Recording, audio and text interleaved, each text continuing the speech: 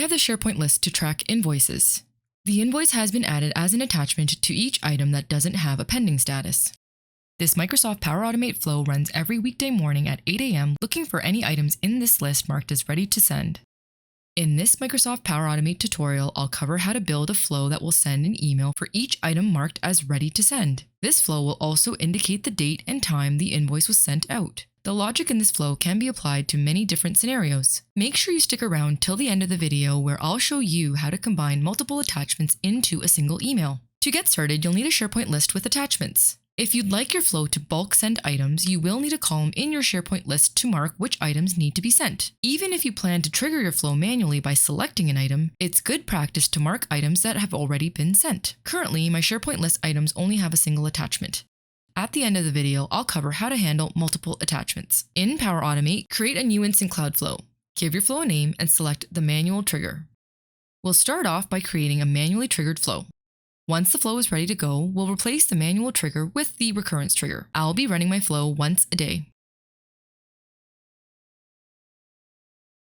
At the time of filming this, there isn't a way to select a default designer, and Microsoft Power Automate defaults to the new designer. You'll need to switch to the classic designer to follow along.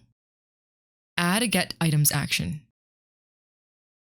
Select your site address and list name. Click on Show Advanced Options. Add a filter query. Always ensure you are using the internal column name. In my case, it's status with a capital S. I'll use EQ for the equals to operator. I only want this flow to run for items that are marked ready to send. I'll insert that text between single quotes. Anytime I use a filter query in a Get Items action, I always add a compose action to store the number of items returned. Insert an expression. Use the length function and insert the value dynamic content from the Get Items action. Run a test.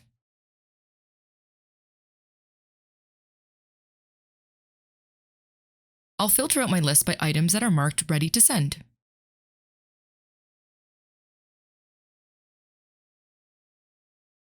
If you have a large list, display the total count for any of your columns. I've got 5 items that are marked ready to send. I'll compare this number with the number in my compose action.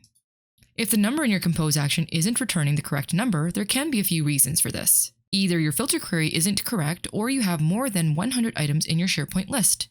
If that's the case, you'll need to turn on Pagination and set a threshold.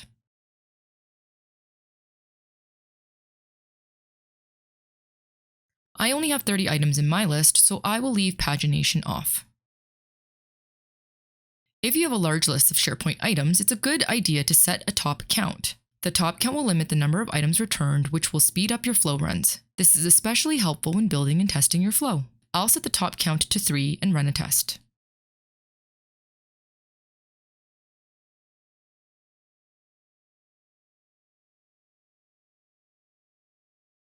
Since this flow uses the Get Items action, we'll want to ensure that the item has attachments before running the Get Attachments action. Typically, you might add an Apply to Each and Condition action to loop through all items returned to check for attachments. However, if the Get Items action returns a lot of items, doing it this way is inefficient as the Apply to Each action will need to loop through each item to run a check. Instead, we'll use the Filter Array action to filter out only items that have attachments first before we loop through them.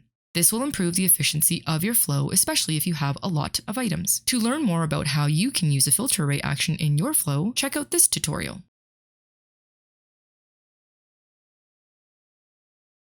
Add a filter array action to your flow. Remember to rename your actions to keep your flow organized. In the From field, insert the value dynamic content from the Get Items action. In the first value field, insert the Has Attachments dynamic content from the Get Items action.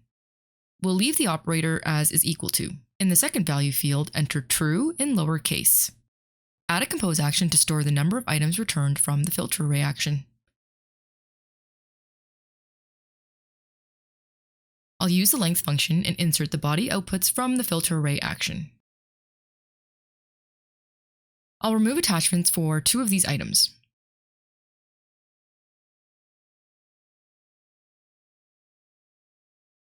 In my Get Attachments action, I'm going to remove the top count since I'm working with a small number of items. Let's run a test. The Get Items action has returned 5 items, and the Filter Array action has filtered out the items that have attachments. I'll add a scope action to the top of my flow and drag all 4 of these actions into it. I like using scope actions in my flows to quickly collapse multiple actions. They also help me to keep my flow organized.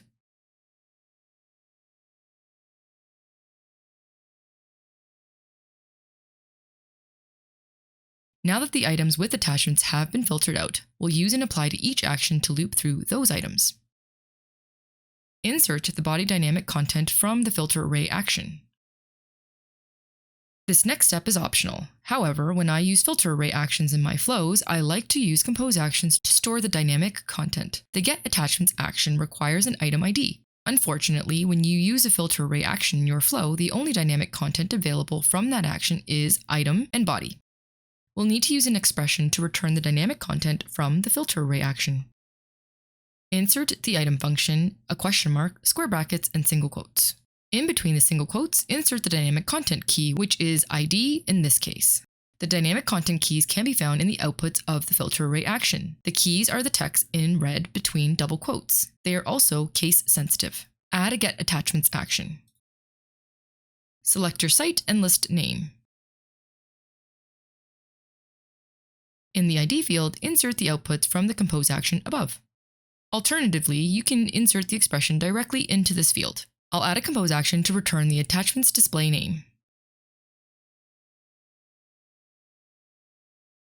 Power Automate has automatically nested the compose action inside of an apply to each action. This is because the get attachments action will always return an array of items. For this particular example, there will only be a single attachment for each SharePoint item. The apply to each action isn't necessary in this case, and we can make the flow more efficient by avoiding it. An array is a collection of items. The first item in an array is 0, second is 1, third is 2, and so on. To return the display name of the attachment without the apply to each action, we'll need to use an expression. In the compose action, click on the 3 dots and select peak code. Select the content key, which is the text between the single quotes, by double-clicking it. Copy it to your clipboard. Delete the dynamic content and pull the compose action outside of the apply to each action. Delete the apply to each action. Add an expression. Enter a question mark, square brackets, and a 0. Press the down arrow key to go to the end of the expression and enter another set of square brackets and single quotes. Paste the dynamic content key. Press the up arrow key to go to the start of the expression. Click on the Dynamic Content tab and insert the body dynamic content from the Get Attachments action. This expression will take the first item, which is indicated by the item key, the 0 between square brackets, and return the display name. Add another compose action.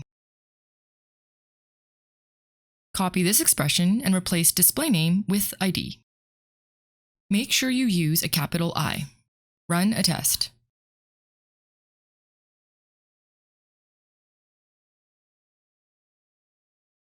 Insert a Get File Content action.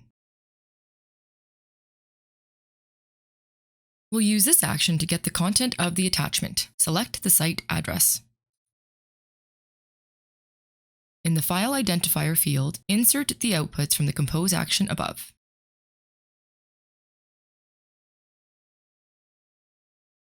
Add a Send an Email v2 action to your flow. Whenever I use a Send an Email v2 action in my flows, I always insert my email into the recipient field while I'm building and testing the flow. Once I've confirmed the format of the email, I'll replace my email address with the appropriate recipient or recipients. I'd like to insert dynamic content into the subject line and body of my email. Because we've used the filter array action above and the apply to each action is looping through those items, you cannot use any of the dynamic content from the get items action. If you do, this will happen, which isn't what you want. This is because we're looping through the output from the filter array action and not the get items action. Instead, you'll need to use the item expression as we've done above here to compose the dynamic content. Power Automate has converted the expression label to this. When I click on this dynamic content label, the expression doesn't appear. Click on the 3 dots of the compose action and select peak code. Copy the expression to your clipboard. Add a compose action for each dynamic content you'd like to return from the filter array action. Remember to view the outputs of the filter array action to get the dynamic content keys.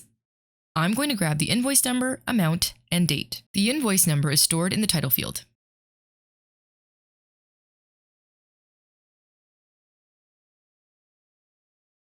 I'll add a $sign right before the dynamic content for the invoice amount. I'd like to format the invoice due date.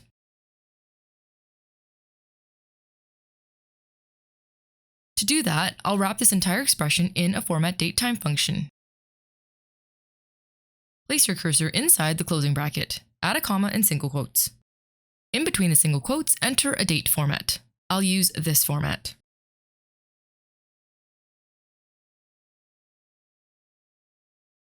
I'm going to delete this action so that I can run a test and view the outputs of the compose actions above.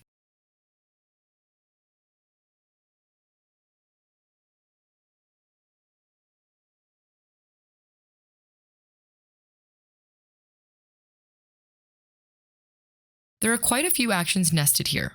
I'm going to add a couple of scope actions to reduce the amount of space these actions are taking up.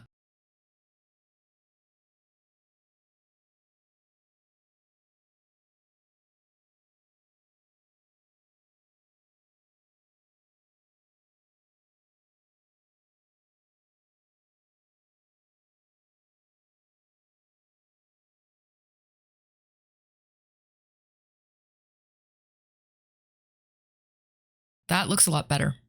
I've added back the send an email v2 action. I'll insert the dynamic content from above into the subject and body of the email.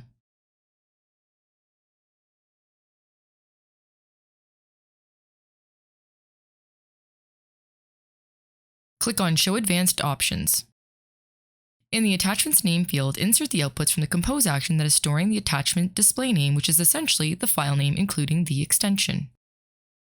In the Attachments Content field, insert the file content from the Get File Content action. Run a test.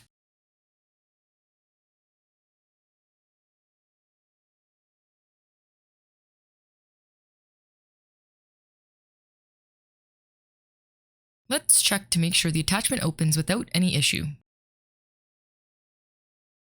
If your flow for sending multiple attachments looks like this, it's wrong. The issue with this flow is the second apply to each action. Take a look at what it's looping through.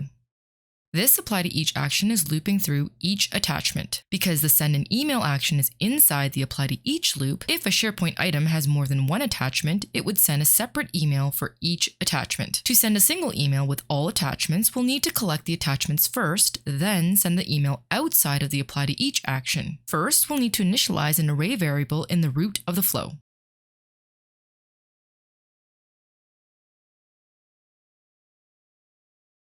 After the Get File Content action, add an Append to Array variable action. I'm going to copy the array structure from the Send an Email action. Click on the three dots of the Send an Email v2 action and select Peek Code. Scroll down to the attachments. The attachment array is here. Highlight the content between the square brackets and copy it to your clipboard. In the Append to Array variable, paste the content from your clipboard. Highlight the text between the double quotes here and replace it with the display name dynamic content from the Get Items action. Do the same for the content bytes and replace it with the file content from the action above. Next, delete the dynamic content from these fields. Click on this icon to switch the input to entire array. Insert the variable here. Pull the Send an Email action outside of the apply to each loop. Because we're using an Append to Array variable action, we'll need to clear the variable after the email has been sent. Otherwise, each time this apply to each action loops through, it'll continue to append attachments to this variable, which isn't what we want. Add a set variable action. Insert the null function. Now the flow will first loop through each SharePoint item, collect the attachments for the current item into this variable, and send a single email with all attachments. Then set the variable to null. These two compose actions are not necessary in this flow. They can be deleted. In my SharePoint list, I'm going to add multiple attachments to a few items.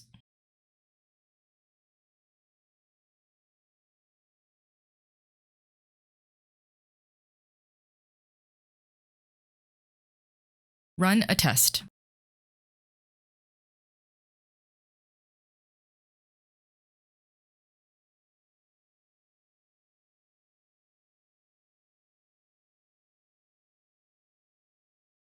After an email has been sent out, I want to change the status from ready to send to sent for payment and include a timestamp for when the invoice was sent out. Add an update item action after the set variable action in your flow. Select your site address and list name. For the ID field, insert the outputs from the compose action that is storing the item ID. Select a status from the status dropdown. For the timestamp, insert the UTC-now function. Run a test.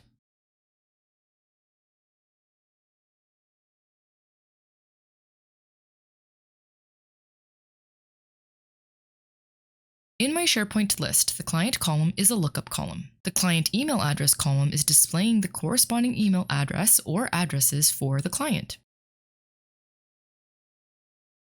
Because my email addresses are separated by a semicolon, I can simply insert the client email address dynamic content into the recipient field. Remember that because we're using a filter array action to loop through the items returned, we'll need to use an expression to get the client email address from the filter array action.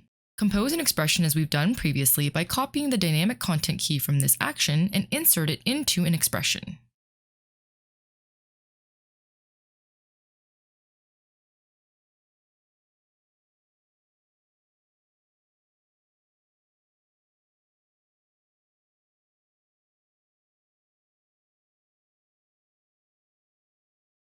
In the Send an Email v2 action, delete the dynamic content label in the recipient field and pull the action outside of the Apply to Each action.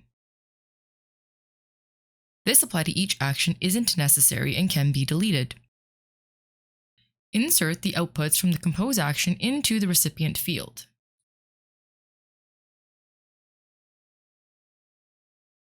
You can use a variety of triggers for a flow like this. Use a recurrence trigger if you'd like to run this flow on a schedule. I've copied the original flow and I'll delete the manual trigger and replace it with the recurrence trigger. Change the frequency to week and the interval to 1.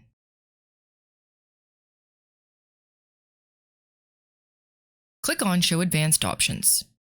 Choose your time zone and select all the days you'd like your flow to run. I'll select all the weekdays.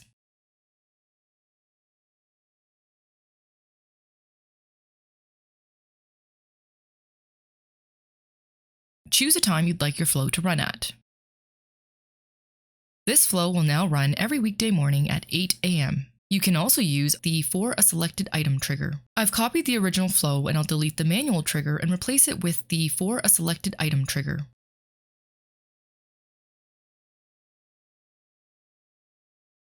Select the site address and list name. I'm going to delete this entire scope action and insert a Get Item action. Select your site address and list name. Insert the ID dynamic content from your flow trigger.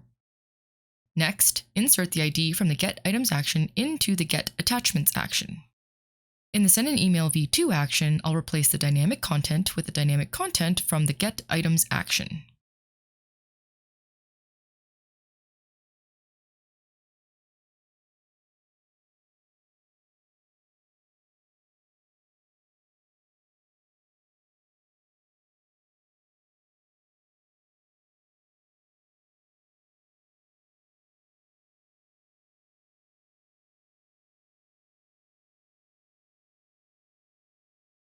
Since the trigger of this flow will only return a single item, the Apply to Each action isn't necessary in this flow.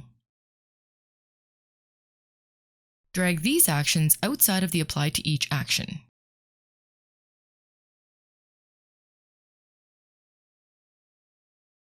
Delete the Apply to Each action.